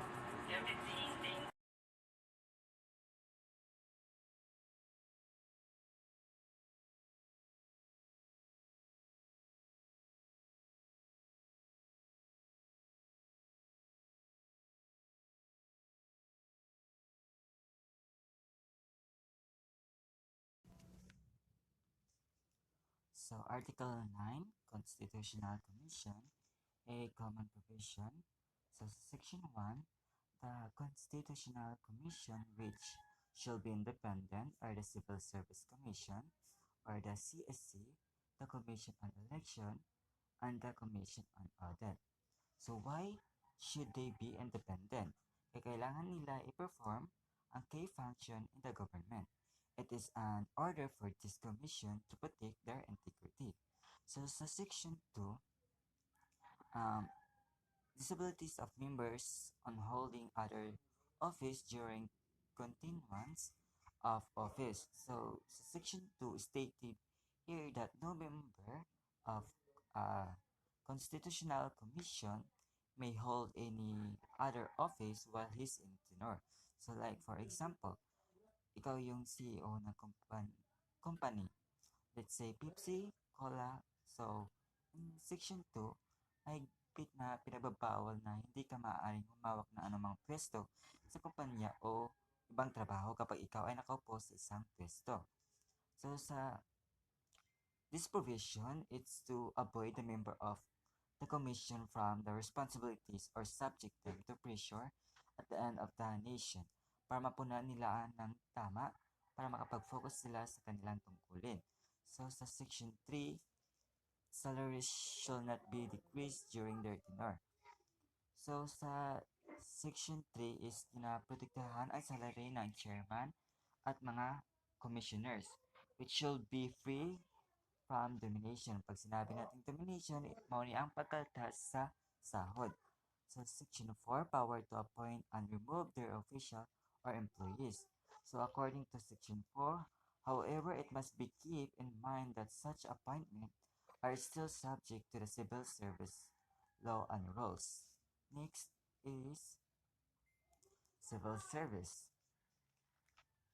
So, civil service professional and body of men who have made of the government service as a lifetime career. So, sa civil service commission composed of one chairman and two commissioners.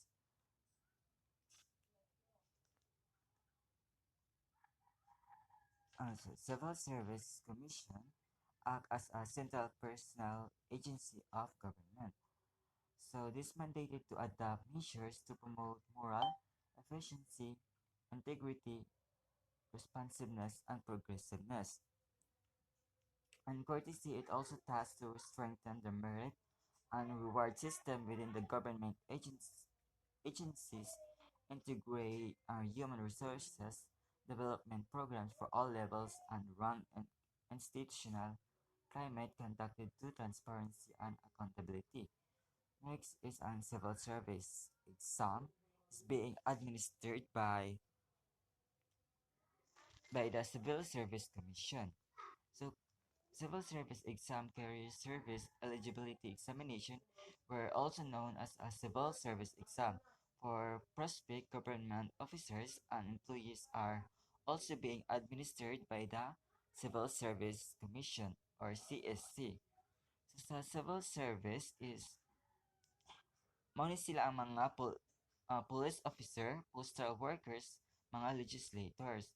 Under sila sa state, local, and federal government para mag-provide sila og service sa mga taong bayan. So, so CSC composed of one chairman and two commissioners. So, qualification, natural-born citizen, at least 35 years old, with proven capacity for public administration, not a candidate for any elective position and election. So, mga requirements nito, kung matalo ang kandidato sa election, ganoon na din na disqualified siya for appointment or reappointment sa kahit anong office sa government. So, term, chairman hold for office for 7 years, while ang commissioners for 5 years, and other commissioners for 7 years without reappointment. So, purpose is to form a professionalized body of public servants possessing a certain degree of training and competence. So, ang purpose nito ay para itigil ang kasanayan kung saan ang isang politics ay naghahanga ng isang posisyon na kahit matalo na siya ay maaari pa rin siyang may talaga sa office o may balik sa office ng kanyang posisyon. Next is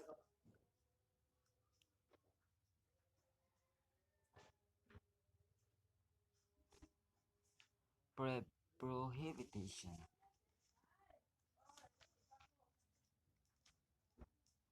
So, defeated candidate in an election is disqualified for appointment or reappointment to any office in the government within 1 year such election, except in barangay election. So, kaya, um, kung matalo ang kandidato, ganun na din na disqualified na siya for appointment or reappointment sa kahit anong office ng government. So, Commission on Election, so composed of one chairman and 6 commissioners. So, qualification, natural-born citizen, at least 35 years of age at the time of appointment, holders of a degree college. So, term is the chairman that holds office for 7 years, the first three appointed commissioners for 7 years, the next two for 5 years, last members for 3 years, all without reappointment. Ang uh, appointment sa anumang bakante ay para lamang hindi mag-expired na termino na case na dapat maitalaga ang sinumang miyembro na umupo sa pansamantala. So, election period, 90 days before the election, and election period 90 days before the election, and 30 days thereafter. So, sa campaign period, maximum of 90 days before the election. Conduct of regular and special election. So, pag sinabi natin regular election, ito yung election for president and vice president, mga senador. While ang special election, muna ang mga punong barangay, kagawad at mayor. So, conduct of regular and special election sa COMELEC is primarily government agency responsible the conduct of a regular and special election. The country, similar to other constitutional commission, the COMELEC is an independent and physically autonomous body free from political interference or influence from the three branches. The three branches are executive, legislative, and judicial. So, the three branches of government which makes possible to conduct for free, fair and honest election. So, Article 10, Local Government.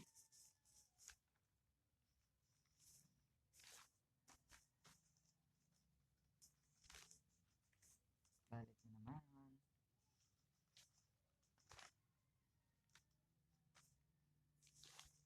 So Section 1 state here that territorial and political subdivision of the Republic of the Philippines are the provinces, municipalities, and cities and barangay. So sa provinces, ito yung pinamumunuan ng mga governor. While the cities, ito yung highly urbanized cities, component cities, and independent component cities. While the municipalities, ito yung pinamumunuan ng mga municipal mayor. While the barangay is pinamumunuan ng mga uh, barangay captain. Sa Section 7, as a general rule, creation of a local government unit or as on conversion from one level to another level should be based on verifiable indicators of viability and projected capacity to provide service to it. Um, may tatlong criteria which is income, population, and land area. So Section 3846, 442, 450, 452, 461. So type provinces, land area 2,000, population 250,000, and income is 20 million. The cities naman is ang land area is 100, population 150,000, while the income of cities is 20 million. Highly urbanized is population is 200,000, while income is 50 million. Municipalities 50 land area, while population is 25,000 and income is 2.5. Section 2, there shall be an autonomous region in Muslim Mindanao and Cordilleras. So according to Section 1, kailangan din naka-state dito yung creation ng autonomous region. Bakit mag-create ng autonomous region? Bakit yung Cordillera at yung Muslim? Bakit dili ta mag-create og autonomous region like halimbawa sa Region 8 yung Western Visayas, mga autonomous region, mga waray. So, sinagot dito sa Section 15, I forgot to put the chart. Next is Section 5. So, Section 5, Section 2 rather. So, the territorial and political subdivision shall enjoy autonomy. So, example niyan is meron silang power, police power, meron silang power to eminent domain, they can get private property na maaaring gamitin sa public purposes, gaya ng national. So, Section 3 stated the Congress shall enact a local government code which shall provide for more responsive and accountable local government structure and institute through a system of decentralization which effective mechanism of recall initiative and referendum. Pag sinabi natin decentralization is a person of power authority from the center. Ito yung nagbibigay ng kapangyarihan sa mga local mula sa national. So, according to Section 5, each local government unit shall have the power to create its own sources of revenue and to levy taxes and fees and changes subject to such guidelines and limitations as a Congress may provide consistent with the basic policies of autonomy. So, para mapatupad ng LG yung programa or mga project nila, so kailangan nila pundo. So, asa nila kuhaon ang pundo diri asa for levy taxes and or charge and fees. Diri nila kuhaon sa business and amusement placement. There is for charge and fees, there is a market and services. So, sa Section 11, accountability of public officers, stated here in Section 1, public officers in a public trust, public officers and employees must all the times be accountable to the people, serve them with utmost responsibility, integrity, loyalty, and efficiency, act with patriotism injustice, and lead modest lives. Impeachment are process by which person who possesses position in the government can be held accountable for causes closely related to their conduct as a public. So Section 1, this means that the officers, as what I have said, must be live their modest lives, must responsible, and must be trustworthy role model our society because they are the one who occupy the seat. Therefore, it is their responsibility.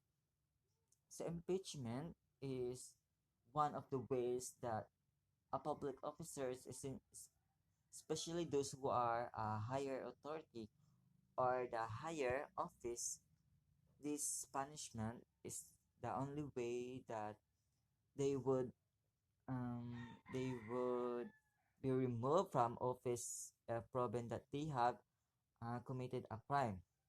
So, according to Section 2, the following is list public officer that can be impeachment: President, Vice President, members of the Supreme Court, members of constitutional commissions, the Ombudsman. So, ground for impeachment as provided in Article 11, Section 2, culpable violation of Constitution, treason, bribery, graft, and corruption, and higher high crimes, betrayal of public trust. All other public officers and employees may be removed from office as provided by the law, but not by the impeachment. Next is ang Sandigan ng Bayan. So, Sandigan ng Bayan, the present anti-graft court known as Sandigan ng Bayan shall continue to function and exercise, exercise its jurisdiction as now or thereafter may be provided by the law, according to Article 4, Article 11, Section 4. So, Sandigan ng Bayan, also known as the anti-graft court, so they conduct hearing involving graft and corruption. So the ombudsman, also known as Tanod Bayan ng Pilipinas, responsible for investigating, prosecuting Philippine government official accused for crimes, especially graft and corruption. Kabalo naman mo sa Tanod ng Bayan, muna sila ang lead sa barangay. So, ombudsman are the one who usually make an action regarding public officer that commits the crime or graft and corruption.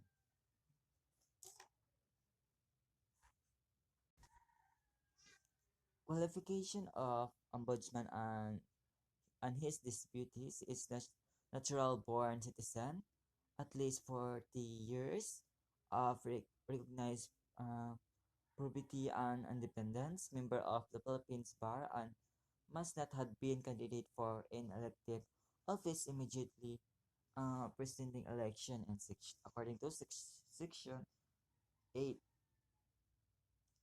So, Article 12, National Economy and Patrimony. So, Section 1 stated here the goal of the national economy are the threefold, which is stand for more equitable distribution and uh, distribution of opportunities, income, and wealth. S stand for sustained increase and the amount of goods and services produced by the nation of the benefit of the people, expanding productivity as they key to raising the quality of the life for all. So Section 2, all land of public domain, waters, mineral coal, petroleum, and other mineral oils, all sources of potential energy, fisheries, forests, are timber, wildlife, flora and fauna, and other natural resources are owned by the state.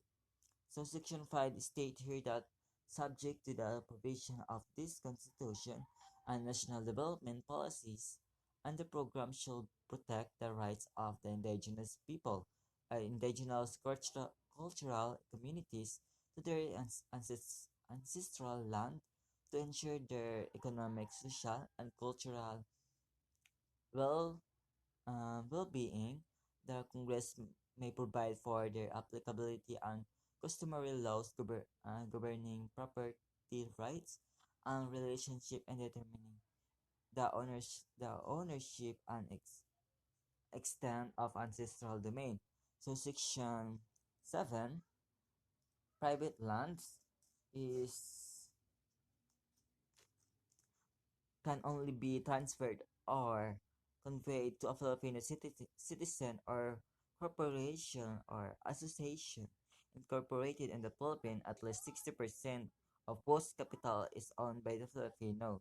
The national citizen requirement of certain investment is EDU or EDO of national resources, marine wealth, mass media ownership and management, advertising industry, public utility operation, investment prescribed by Congress, education institution, Filipino uh, will wholly owned enterprises. So Article 13, Social Justice and Human Rights. So Section 1 stated here that the Congress shall give highest priority to the enactment of measures that protect and enhance the right of the people to human dignity, reduce social, economic, and political inequalities, and remove cultural inequalities, and equitably diffusing wealth and political power for the common good. So Section 1, it tells that the Congress, as the law-making body of the enact, a body of the state, or of the government should give its highest priority to enact or to make laws that protect or enhance or promote human dignity, to reduce social justice, social, economic, and political inequalities, meaning make make every Filipino almost equal or the on the social, economical, and political aspect of being a Filipino. Section 2, the promotion of social justice shall include the commitment to create economic opportunities based on freedom and initiative and self-reliance. So, labor, Section 3, the state shall afford afford for protection to labor, protection for labor, local and overseas, organized and unorganized, and promote the full employment and equality of employment opportunities. So labor is so the virtue of social justice. Everyone has the right to be hired, to be employed, no matter what your gender or color, skin, as we are all equal. Even though you are overseas workers, you are still protected by the law of the Philippines. Agrarian natural resources um, state here that shall recognize the right of farmers, farm workers, and landowners, as well as the cooperative and other independent farmers organization to participate in the planning, organization, and management of the program, and shall provide support to agriculture, appropriate technology and research and adequate financial production, marketing, and other support services. Overland reform and housing, or urban or rural poor dwellers shall not be evicted, not their dwelling demolished, except in accordance with the law in a just and human manner. No settlement of urban or rural dwellers shall be adequate undertaken without adequate constitution with them and communities where they are to be relocated. Next is health, and section 11 stated here that shall adopt and integrate and comprehensive approach to health development, which shall be endeavor to make essential good health and other social services available to all people at available cost. There shall be priority needs of the underprivileged, sick, elderly, disabled, women and the children, the state shall be enabled to provide free medical care and care to paupers. So sa section 1 diri is makita nato nga state here is prioritizing the unprivileged, sick, elderly, disabled women and children. So role and rights of people organization. So section 15 stated here that the state shall respect the role of independent people organization to enable the people to pursue and protect within um, within the democratic framework their legitimate and collective interests and aspire one through peaceful and lawful means. So people's organization are bona fide association uh, of citizens with demonstrated capacity to promote the public interest and with identifiable leadership, membership, and structure. So human rights, section 17 stated here, there is hereby created an independent office called Commission on. So Article 14, education, science, and technology, arts, culture, and sports. So education states shall protect and promote the rights of all citizens to quality education at all levels and shall take appropriate steps to make such education acc- accessible. So, meaning to say, it is the duty of the um, state or our government to protect and promote our rights to acquire quality education. So lahat ng level. It also duty of the state to make step or mga pamamaraan or ways para maging accessible yung education sa lahat ng mga Filipino. So, establish and maintain a system of free public education in the elementary and high school levels without limiting the natural right or parents to rear their children. Elementary education is compulsory for all children of all age, which means it also the duty of our government to establish system that could make educate both in elementary and high school level that are free so that everyone can afford to send their children in the school na hindi na blocking natural rights ng mga magulang ng mga bata to back up or where it is compulsory or required to send all children of all ages na makapag-aral ng elementary level. It is the first basic education sa ating bansa. So establish and maintain uh, a system of scholarship grants, student loan programs, subsidies, and other incentives which shall be available to deserving students in both public and private schools, especially to the underprivileged. Next is encourage non-formal, informal, and indigenous learning system as well as learning independent and out of school study programs, particularly those that respond to community needs and provided adult citizens, the disabled and out of youth with training the civic vocational efficiency and other skills.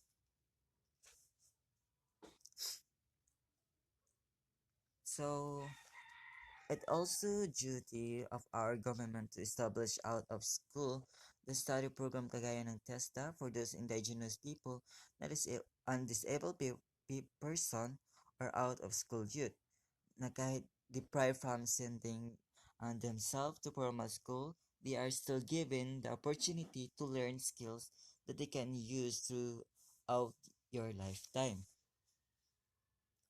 Next is science and technology. Stated here that the state shall give priority to research and development and invention innovation under utilization and to science and technology education, training, and service. It shall support indigenous, appropriate, and self-reliant scientific and technological capability, capabilities and their application to the country productive system and national life.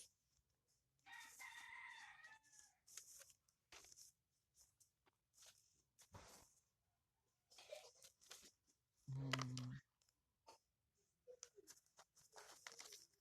So it is mainly about the development of technology for our country. So it's all about the innovation and the invention, and it focuses on the researches of courses in science.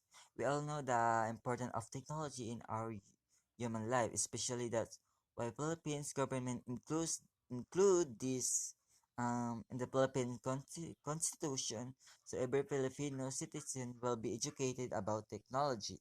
So arts, culture, and sports. So the state shall foster the preservation, enrichment, and dynamic evolution evolution of Filipino national culture based on the principle of unity in diversity in a climate of free artistic, intellectual, and expression.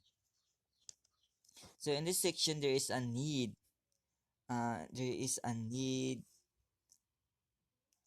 to raise national awareness and pride in our rich culture and national identity, which can be seen in all forms of art and culture as well as their historical and religious items. The state shall conserve, promote, and popularize the nation's um, historical and cultural heritage and, and resources as well as artistic creation.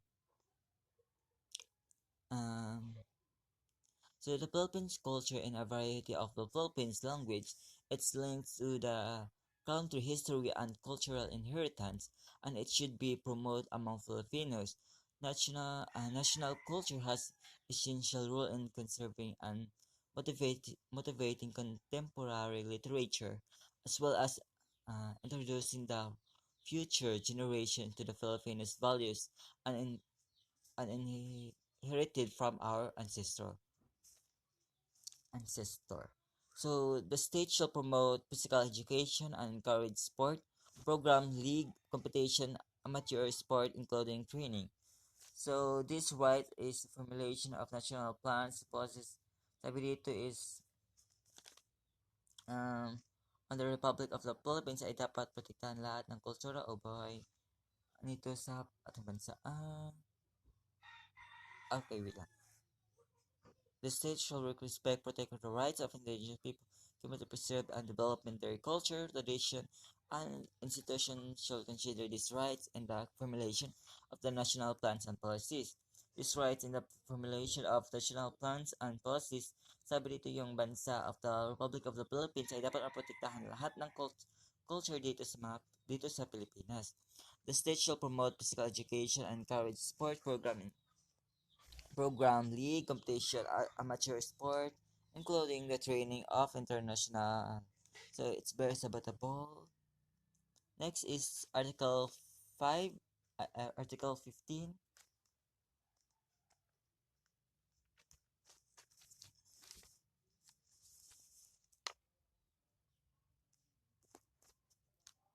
So Article 15 is stated here in Section 1, according it shall be strengthened its solidary and actively promote its total development. So, and what Section 1, the foundation of the family is the answer of Section 1. The foundation of the family is the answer of Section 2. So marriage as an inviolable social institution is the foundation of the family and should protected by the state. The Constitution decrees marriage is legally inviolable and protects from the dissolution and the whim of the parties.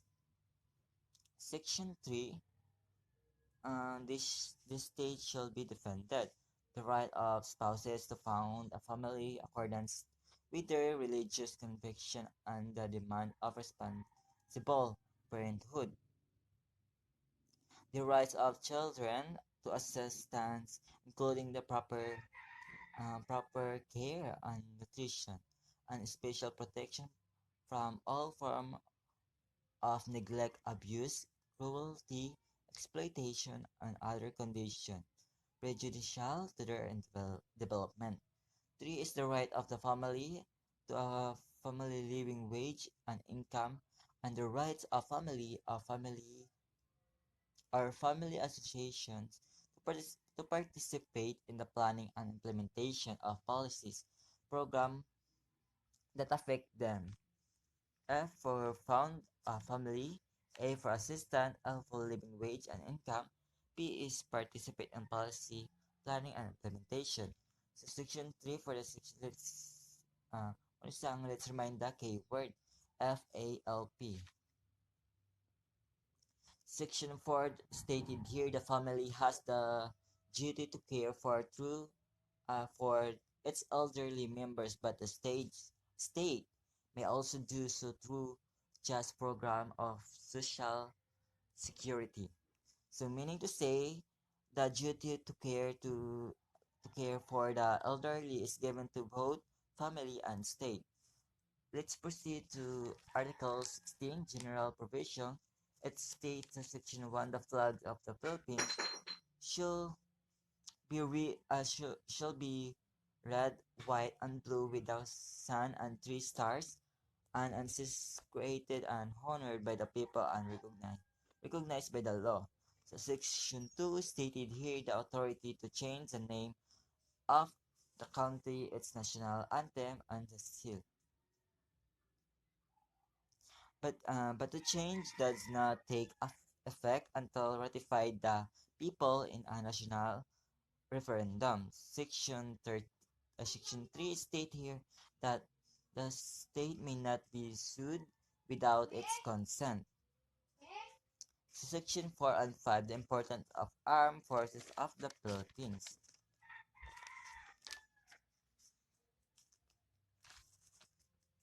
So next is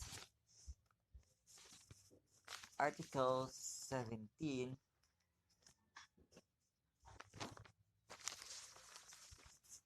the amendment.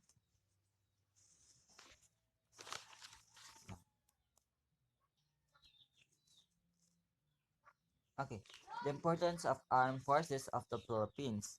So, uh, so section 4 and 5, we tackle about the importance of armed forces of the Philippines. So state here its people,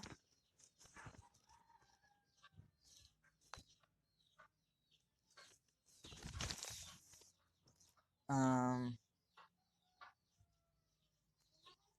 state here its people as well as the quality of service expected from them. The AFP shall be composed of a citizen armed force. They shall undergo military training and serve as may provide by the law. It shall keep a regular force necessary for the security of the state. All members of AFP shall take oath of affirmation to uphold and defended this constitution. Next is